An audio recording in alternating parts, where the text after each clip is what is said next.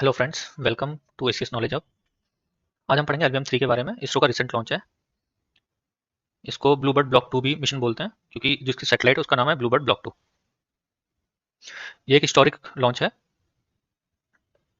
इसका जो मिशन है वो एलवीएम 3 M6 है। एलवीएम 3 का मतलब होता है आपका लॉन्च व्हीकल मार्क 3, और M6 का मतलब है सिक्स मिशन।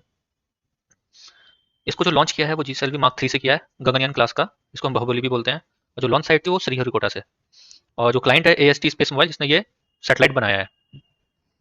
और इसको हमने लो अर्थ ऑर्बिट पे प्लेस किया है। 6th ऑपरेशनल फ्लाइट थी ये एलवीएम 3 की। और ये हैवीएस्ट कमर्शियल सैटेलाइट है एलईओ पे, जो हमने भेजी है इसरो के थ्रू। ब्लू बर्ड ब्लॉक 2 क्या है? ये एक space based cellular broadband satellite है, जो इनेबल करता है डायरेक्ट स्मार्टफोन को कनेक्ट करने से बिना किसी टेरेस्ट्रियल इंफ्रास्ट्रक्चर के। ये नेक्स्ट जनरेशन टेक है, जिसको डेवलप किया है एएसटी स्पेस मोबाइल ने। और ये ग्लोबल कवरेज देता है। ये डायरेक्ट टू मोबाइल सर्विस है, कि आप कोई भी ऑर्डिनरी फोन से आपके बिना किसी हार्डवेयर सपोर्ट के, एक्स्ट्रा आपका जो नॉर्मल फोन है उसको आप डायरेक्ट कनेक्ट कर सकते हैं इस सैटेलाइट से। और ये यूनिवर्सल एक्सेस देता है, आप किसी भी सीवियर रिमोट एरियाज में हो या ओशियन डिजास्टर किसी भी जोन में हो। इसमें आपको जो कनेक्टिविटी कैपेबिलिटीज मिलती हैं वो 4G 5G सर्विसेज हो गई आपकी। हाई स्पीड वॉइस डेटा और वीडियो स्ट्रीमिंग कर सकते हैं आप इसमें। कोई ग्राउंड इंफ्रास्ट्रक्चर की जरूरत नहीं है इसमें। और ये 24/7 टाइम ग्लोबल कवरेज आपको कंटिन्यूसली प्रोवाइड करता है। इसके टेक्निकल स्पेसिफिकेशन देखें जो हमने एलवीएम 3 में सेटेलाइट भेजी है, इसका टोटल जो वेट था वो 6100 kg का है। इसलिए हमने इसको एलवीएम 3 के थ्रू लॉन्च किया है, क्योंकि अभी ये हमारा अभी तक का हैवीएस्ट जो सेटेलाइट को भेजने का जो हमारे पास लॉन्च व्हीकल है वो हमारे पास है एलवीएम लॉन्च व्हीकल मार्क 3 है ये। तो इसकी टोटल कैपेसिटी अब 6000 प्लस टन भेजने की हो चुकी है। और जो ये सैटेलाइट था मैंने आपको बताया था 223 स्क्वायर मीटर का फेज एरे एंटीना है। ये अपने सेगमेंट में सबसे लार्जेस्ट अभी तक, जिसको हमने लो अर्थ ऑर्बिट पर भेजा है।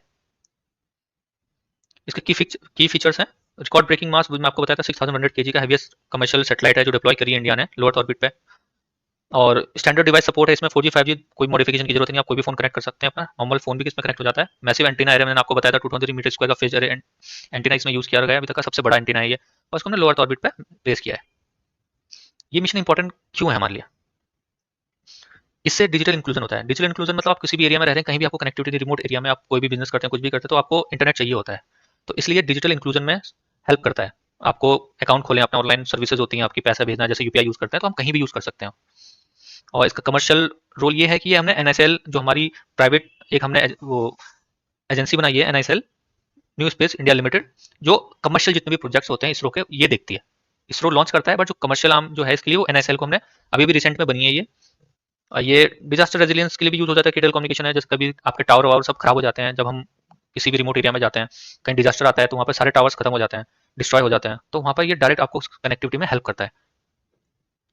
और ये इंडिया की वीरता को दिखाता है, टेक्नोलॉजिकल डेमोन्स्ट्रेशन है इंडिया की तरफ से। ये एलवीएम 3 मार्क की जो लॉन्च व्हीकल है, सैटेलाइट अलग होगी जो अभी आपको मैंने बताया। ये लॉन्च व्हीकल है एलवीएम 3, जिसको हम बाहुबली भी बोलते थे। अब इसका नाम एलवीएम 3 रख दिया, पहले जीएसएल भी था। तो ये मार्क 3 जो है, ये मोस्ट पावरफुल जो इंडिया का ऑपरेशनल लॉन्च व्हीकल है वो एलवीएम 3 है। ये हैवी पेलोड को भेजने के लिए यूज होता है। और लो अर्थ ऑर्बिट पे 6000 के लिए हमने जो अभी केजी का जो भेजा है सैटेलाइट, ये लो अर्थ ऑर्बिट के लिए होता है। अगर आप जियो सिंक्रोनस ऑर्बिट पे भेजते हैं तो इसमें 4000 का भी हमने रिसेंट लॉन्च किया था, 4100 के लगभग उसका वेट था सैटेलाइट का। वो हमने जियो सिंक्रोनस ट्रांसफर ऑर्बिट पे भेजा था। इसमें 3 स्टेज होती हैं, सॉलिड, लिक्विड और क्रायोजेनिक। थर्ड स्टेज होती है प्रोपल्शन सिस्टम। 3 स्टेज आर्किटेक्चर है। फर्स्ट स्टेज में आपके 2 सॉलिड बूस्टर्स होते हैं। ये 200 टन के एक सॉलिड बूस्टर होते हैं जो इनिशियल थ्रस्ट प्रोवाइड करते हैं सैटेलाइट को उठाने के लिए। फिर सेकंड स्टेज जो इसमें वो लिक्विड कोई स्टेज है, वो ट्विन विकास इंजन है जो डिलीवर करता है कंट्रोल मिड फेज एक्सीलरेशन के लिए। मतलब आप इसको आप कम ज्यादा कर सकते हैं, इसलिए इसको लिक्विड कोर में रखा जाता है। लिक्विड में हमें ईजी होता है कंट्रोल करना। और थर्ड स्टेज क्रायोजेनिक है। लास्ट स्टेज होती है, अपर स्टेज होती है। ये काम आती है आपको प्रिसाइज ऑर्बिटल इंसर्शन के लिए विद हाई एफिशिएंसी। जैसे स्टेज 1 के बारे में बताया, 2 सॉलिड बूस्टर है 200 टन के। ये वर्ल्ड लार्जेस्ट सॉलिड बूस्टर है, अभी तक के वर्ल्ड में लार्जेस्ट सॉलिड बूस्टर्स हैं जो यूज करे गए हैं। ग्रेविटी एटमॉस्फेरिक ड्रैग इनिशियली इसको ओवरकम करता है। और ये डेवलप जो करा है सॉलिड बूस्टर को, ये करा है विक्रम साराभाई सेंटर ने। और ये आफ्टर बर्नआउट इसकी एफिशिएंसी भी अच्छी है। सेकंड स्टेज जो है वो है L110 लिक्विड कोर। इसमें जो प्रोपेलेंट यूज करा गया है वो यूडीएमएच है, फ्यूल। यूडीएमएच होता है अनसिमेट्रिकल डाइमिथाइल हाइड्रोजन। और जो ऑक्सीडाइजर इसमें यूज होता है वो N2O4 है। ये ट्विन विकास इंजन है। सेकंड स्टेज आपको बताया था। स्टेबिलिटी और कंट्रोल इसमें इंश्योर की जाती है, ट्रेजेक्ट्री का करेक्शन हो सकता है, इसलिए लिक्विड कोर रखते हैं, उसमें थोड़ा सा इजी हो जाता है कंपेयर टू सॉलिड फ्यूल से। और ये ट्रांजिशन करता है हाई थ्रस्ट से टू लॉन्च प्रिसाइज इंसर्शन के लिए। थर्ड स्टेज जैसे मैंने आपको बताया क्रायोजेनिक अपर स्टेज होती है। लास्ट स्टेज जो है ये लास्ट में जो सैटेलाइट है उसको प्लेस करने में काम आता है प्रिसाइसली। ये इसमें क्रायोजेनिक जो प्रोपेलेंट है वो लिक्विड हाइड्रोजन यूज होता है और जो ऑक्सीडाइजर है इसमें वो लिक्विड ऑक्सीजन है। मैक्सिमम एफिशिएंसी मिलती है इससे हमें और ये परफॉर्म करता है फाइनल ऑर्बिटल प्लेसमेंट के लिए। लास्ट में लो अर्थ ऑर्बिट पे डालना है या चाहे हमें जीटीओ पे डालना है, जियो सिंक्रोनस ट्रांसफर ऑर्बिट पे विद हाई एक्यूरेसी। और ये इंडिजियसली डेवलप किया है इसरो ने, काफी पहले से हम यूज कर रहे हैं। ये 6 मिशन था, इससे पहले हमने 5 मिशन ऑलरेडी भेज चुके हैं। ये लिक्विड प्रोपेल्शन सिस्टम है इसरो के द्वारा बनाया हुआ। LVM-3 के पहले मिशन जो मैं बताया आप रह चुके हैं आपके चंद्रयान 2-3 जो हमने भेजा, इसे हमने लॉन्च व्हीकल मार्क 3 से ही भेजे हैं। एक वन वेब का मिशन था जिसमें हमने 72 सैटेलाइट्स भेजे थे हमने, 2 कमर्शियल फ्लाइट थे इसमें लो अर्थ ऑर्बिट पे।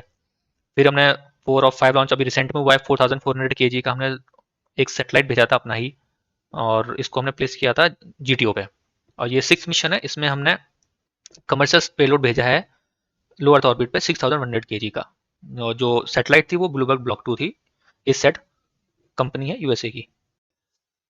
इससे हमें साइंटिफिक मिशन में कॉम्प्लेक्स लूनर मिशन एक्सप्लोरेशन में फर्दर हमें हेल्प मिलेगी। आगे चंद्रयान सीरीज हमें जानी है उसमें हेल्प मिलती है। कमर्शियल सक्सेस है हमारे लिए, पहला हमारा कमर्शियल इतना बड़ा प्रोजेक्ट मिला है। इसके बाद हैवी पेलोड्स हमने जो भेजे हैं 4000 kg की जीटीओ में, 6000 kg का हमने लो अर्थ ऑर्बिट भेजा है। आगे हम इसकी और ज़्यादा इसमें हम लो पेलोड भेज सकें, ये काम किया जाएगा। फ्यूचर जो टेक्नोलॉजी है वो सेमी क्रायोजेनिक इंजन पे काम कर रही है इसरो। इसमें आपको जो नेक्स्ट जनरेशन हैवी व्हीकल है, जैसे आपको 6000 kg तक हमने भेजा है, इसके ऊपर भी अगर हमें भेजना है 7000, 8000, 10,000 तक, तो हमें सेमी क्रायोजेनिक इंजन की जरूरत पड़ेगी जो अभी डेवलपमेंट फेज में है। इसी का नाम है SCE 200। इसके एडवांटेज क्या होते हैं? SCE 200 मतलब सेमी क्रायोजेनिक इंजन जो 200 होगा, इसके एडवांटेज है ये हाई फ्यूल एफिशिएंट रहता है, केरोसिन प्रोपेलेंट इसमें यूज होता है, लिक्विड ऑक्सीजन ही ऑक्सीडाइजर यूज किया जाता है इसमें। ये हैवी पेलोड्स को भेजने में काम करेगा, जैसे 6000 आगे हमें फर्दर और पेलोड्स बढ़ाने हैं तो 7000, 8000 आपको ऐसे ऐसे इसमें बढ़ते जाएंगे।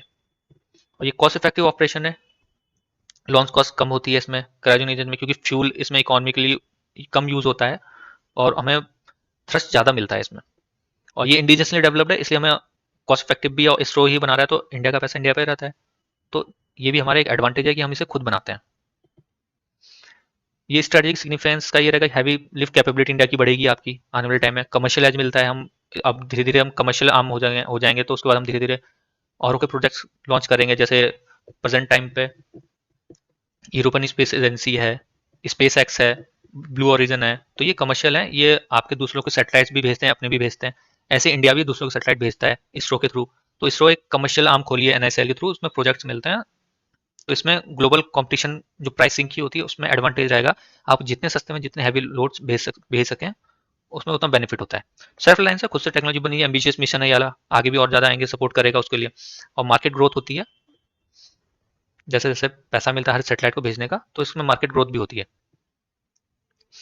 ये इंडिया की ग्रोइंग स्पेस लीडरशिप को दिखाता है, टेक्नोलॉजिकल एक्सीलेंस है, कमर्शियल कॉम्पिटिटिवनेस को दिखाता है, ग्लोबल कनेक्टिविटी है जो ब्लूबर्ड से मिलेगी। आने वाले टाइम में वर्ल्ड वाइड डिजिटल इंक्लूजन होगा इसके थ्रू, तो ये बहुत बेनिफिशियल है। हम एक समरी जान लेते हैं जल्दी जल्दी इसके बारे में। ये हैवीएस्ट पेलोड था, एग्जाम पर्सपेक्टिव से देख सकते हैं 6100 kg का पेलोड इसमें हमने यूज किया है। और जो फेज एंटीना है ये अभी तक का लार्जेस्ट कम्युनिकेशन एंटीना है जो हमने लो अर्थ ऑर्बिट भेजा है। इस एंटीना की आपसे कहते हैं आपका एरिया पूछा जा सकता है, 223 मीटर स्क्वायर का एरिया है इसका अभी तक का सबसे बड़ा। और ये 6 सक्सेसफुल LVM-3 की ऑपरेशनल फ्लाइट है, आपको ये भी पूछा जा सकता है। और इसको हमने किस में प्लेस किया, लो अर्थ ऑर्बिट पे, ये क्वेश्चन बन सकते हैं। स्ट्रेटेजिक बेनिफिट्स क्या है इस लॉन्च के, कि एक्सपेंड होगा हमारा जो इसरो का कमर्शियल लॉन्च पोर्टफोलियो है, वो और प्रोजेक्ट्स मिलेंगे हमें आने वाले टाइम में। और इस सैटेलाइट से जो कनेक्टिविटी है, ग्लोबल मोबाइल सपोर्ट जो मिलेगा, वो एक बेनिफिट है। एक बेनिफिट है इसके लिए हमें खुद से एक हैवी लिफ्ट कैपेबिलिटी हमारे पास नहीं थी, हम पहले स्पेस एक्स से लॉन्च करवाते थे अपने हैवी, जो भी हमारे हैवी सैटेलाइट्स होती थी वो हम यूरोप से स्पेस एक्स से उनसे लॉन्च करवाते थे, अब हम वो खुद से कर सकेंगे। तो ये हमें काफ़ी सारे बेनिफिट्स हैं। और ये इंडिया और यूएस का कॉपरेशन को भी स्ट्रेंथन करता है, क्योंकि ये जो सैटेलाइट है वो यूएसए की थी और इंडिया ने इसको लॉन्च किया है। इंडिया का फ्यूचर स्पेस वही है, हमें कॉस्ट इफेक्टिव एक टेक्नोलॉजी बनानी है जिससे हम हैवी पेलोड्स भेज सकें। जितना कॉस्ट इफेक्टिव होगा उतना ही हम ज़्यादा सैटेलाइट भेज सकते हैं और उतना ही हमारी कॉम्पिटिटिवनेस बढ़ेगी, इंटरनेशनल पार्टनरशिप बढ़ेगी, और देश भी हमारे पास आएंगे कि हमारे सैटेलाइट भेजो, जैसे जैसे टेक्नोलॉजी आगे बढ़ेगी। और इंडिजियसली इनोवेशन है, सेमी क्रायोजेनिक इंजन जो इसमें बनाया एडवांस प्रोफेशनल का, ये फ्यूचर ग्रोथ होगी इंडिजियस इनोवेशन की। और ये एम्बिशियस विजन है, नेशनल और ग्लोबल स्पेस एक्सप्लोरेशन में काम आएगा।